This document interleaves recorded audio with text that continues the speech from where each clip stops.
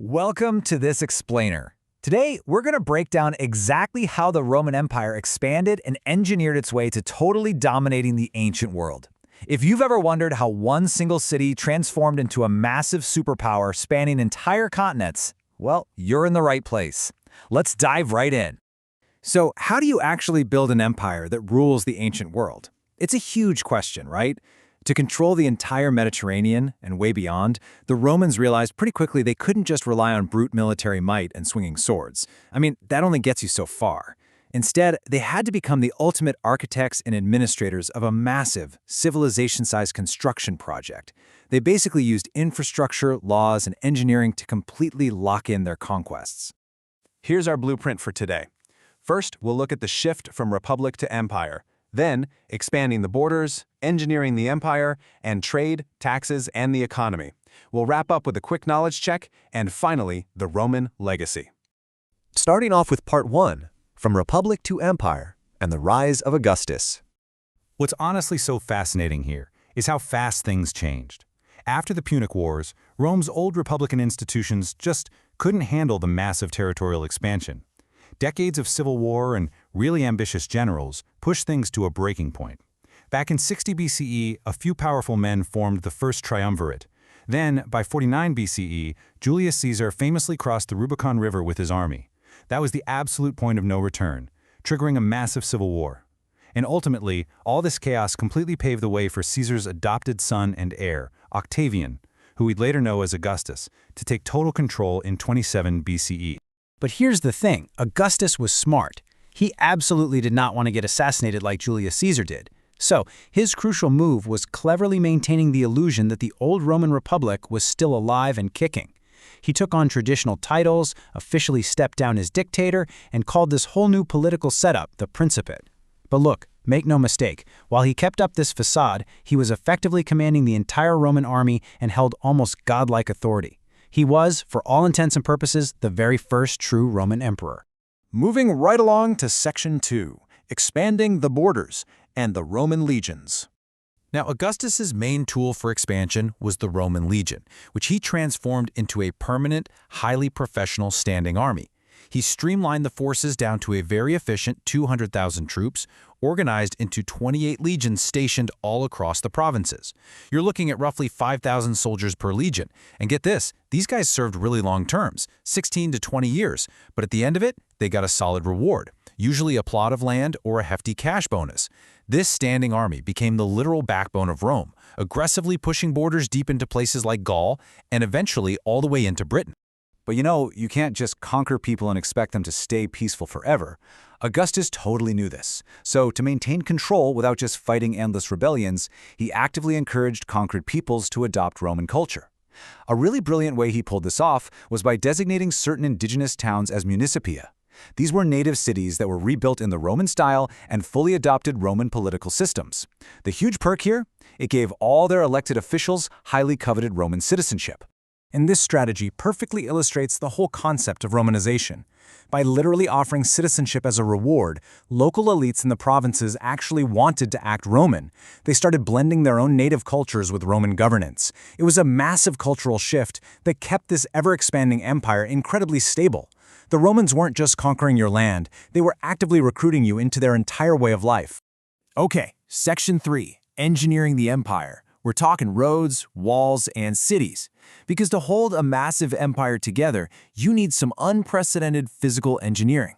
Think of those towering aqueducts carrying fresh water across miles and miles of valleys.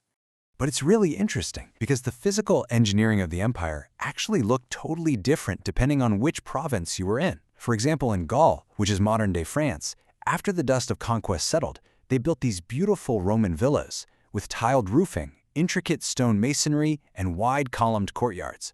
It was all about economic integration. But then you look at Britain. When Claudius invaded in 43 CE, the engineering there was all about strict military imposition.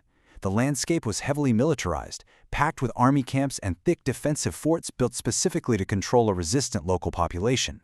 Yet in both of these wildly different regions, the Romans applied this massive engineering process called centuriation. Centuriation was basically mapping the land onto a strict grid. Imagine just literally stamping a giant, perfect grid right over the conquered landscape.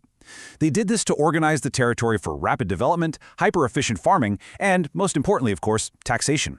It was a very physical, undeniable symbol of Roman order being imposed directly onto the natural world. Sometimes, though, just mapping a grid wasn't enough to lock down an area. When they needed absolute, total security, Roman legions literally built massive barriers right across entire countries. And that brings us to Hadrian's Wall. Built in the early 2nd century by the Emperor Hadrian, this thing was an immense 74-mile-long fortification. It established a hard, physical frontier in Britain, complete with small forts placed every single mile along its entire length. It is just a staggering testament to their military engineering. Let's jump into Section 4, Trade, Taxes, and Economy, the absolute fuel for the empire.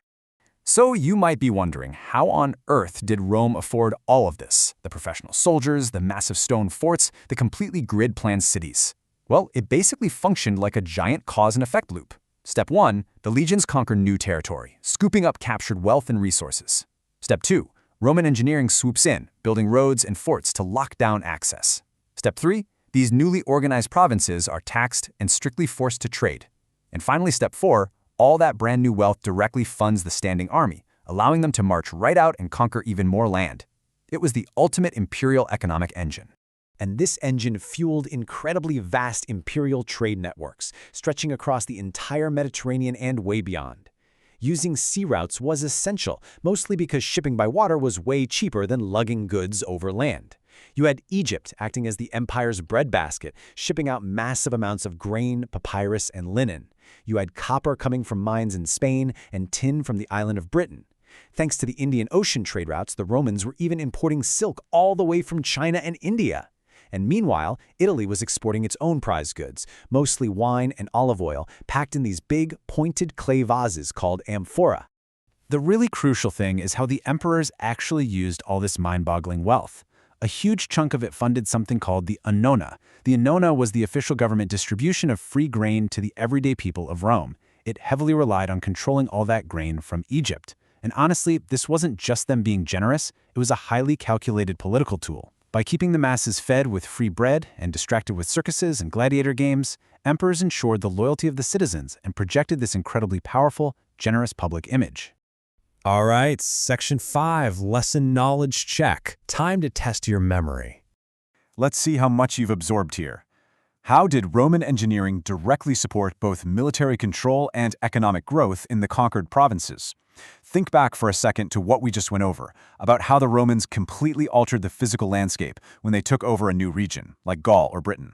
I'll give you a couple of seconds to formulate your answer. Okay, let's look at the evidence. The engineering tools like centuriation physically organize the land, essentially mapping it out for highly efficient farming and really strict taxation, which obviously grew the economy. At the same time, those famous, perfectly straight Roman road networks allowed their professional legions to march super quickly across the empire, while giving merchants safe, reliable routes to trade their goods. And finally, you have massive structures like Hadrian's Wall, providing these hard military borders that literally protected those newly created economic zones from outside invasions. So, military power and economic growth, they were really just two sides of the exact same engineered coin. And finally, Section 6, the Roman legacy and its enduring impact. You have to remember, this empire was incredibly diverse, pulling in huge influences from Greece, Egypt, North Africa, and everywhere in between. And over the centuries, all that diversity actually prompted a total redefinition of who was truly considered Roman. This all culminated in the year 212 CE. In that specific year, the Emperor Caracalla issued a massive edict extending official Roman citizenship to all free people across the entire empire. Now, historians still debate his exact motives, but regardless, it perfectly shows how a single city-state evolved into a sprawling, multi-ethnic empire tied together by infrastructure, culture, and law. But as we wrap up this explainer, I want to leave you with one final thought to ponder. We talked all about that economic engine, right? That continuous loop of conquest, engineering, taxation, and military funding. As you look at this honestly brilliant blueprint of Roman administration and engineering, you really have to ask yourself, if an entire economy is built on the momentum of continuous conquest, what happens when the borders finally stop expanding? What happens to the empire when there is literally no more profitable land left to conquer? That is the exact question that would eventually haunt the later Roman Empire. Thanks so much for joining me today, and as always, keep questioning history